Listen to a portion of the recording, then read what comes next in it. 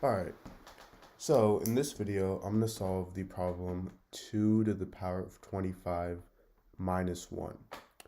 So, to first start, I'm going to rewrite 2 to the power of 25 as 2 to the power of 24 plus 1. And then we have our minus 1 at the end.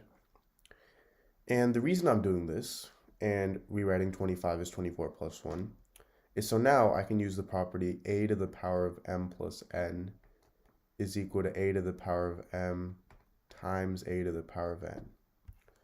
So 2 to the power of 24 plus 1 is going to equal 2 to the power of 24 times 2 to the power of 1 minus 1.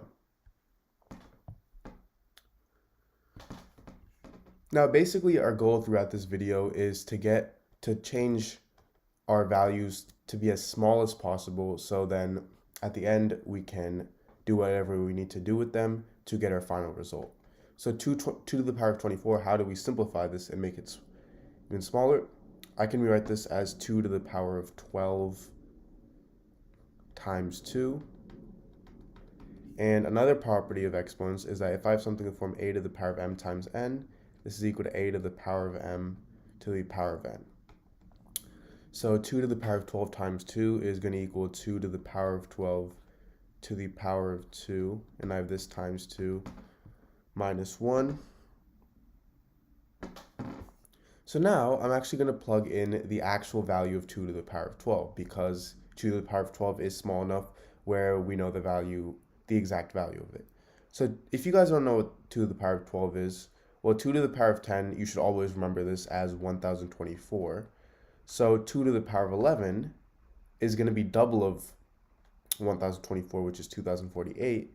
And 2 to the power of 12, which is the value we're looking for, is going to be double of 2048, which is 4096. So now I get 4096 squared times 2 minus 1.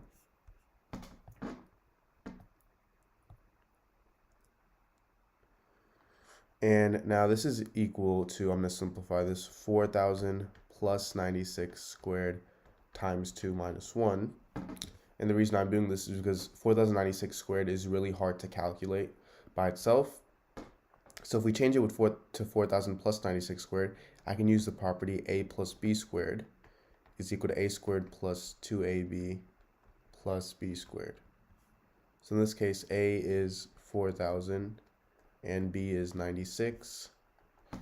So this turns into 4000 squared plus 2 times 4000 times 96 plus 96 squared.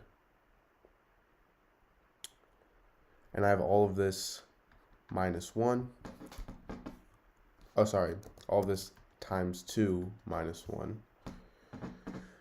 Now, 4000 squared is equal to 16 million.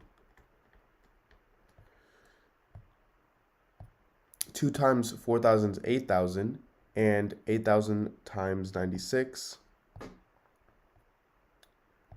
is equal to 768,000.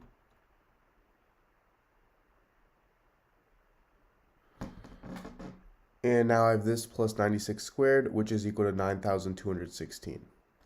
And all of this I have times 2 minus 1.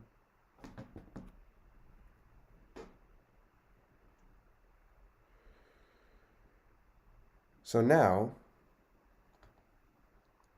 I'm going to add all these up. So if I add all of these up in the parentheses, I get 16,777,216. So now I have this times 2 minus 1. So if I multiply this by 2, I get 33,554,432. And I have this minus 1, which is equal to 33,554,431. So this is my answer to this problem. Alright, so in this video, I'm going to solve the equation x times x plus 2 times x plus 4 times x plus 6 is equal to 9. So to solve this, I'm going to first start by reordering this. So I'm going to write this instead as x times x plus 6 at the start times x plus 2 times x plus 4 is equal to 9. And the reason I'm doing this is because I'm going to multiply x with x plus 6 and x plus 2 with x plus 4. So x times x plus 6 is x squared plus 6x, and x plus 2 times x plus 4 is x squared plus 6x plus 8. Now, I'm going to be using u substitution. So I'm going to let the variable u equal to x squared plus 6x. So now I get u times u plus 8 is equal to 9. And this means that u squared plus 8u minus 9 is equal to 0. And if I factor this out, I get u plus 9 times u minus 1 is equal to 0, meaning u is equal to negative 9, and u is also equal to 1. Now, let's go back. We let u equal to x squared plus 6x. So this means that u is either equal to negative 9, so x squared plus 6x equals negative 9, and x squared plus 6x is also equal to 1. So I have two equations from this. X squared plus 6x plus 9 is equal to 0, and x squared plus 6x minus 1 is equal to 0. Now for both of these, I can factor them out. So for x squared plus 6x plus 9 equals 0, I get x plus 3 squared is equal to 0. So x is equal to negative 3. This is one solution. And for x squared plus 6x minus 1 equals 0, I can use the quadratic formula for this. And the quadratic formula is negative b plus or minus the square root of b squared minus 4ac all over 2a. So if I plug these values into the quadratic formula, I get x is equal to negative 3 plus or minus the square root of 10.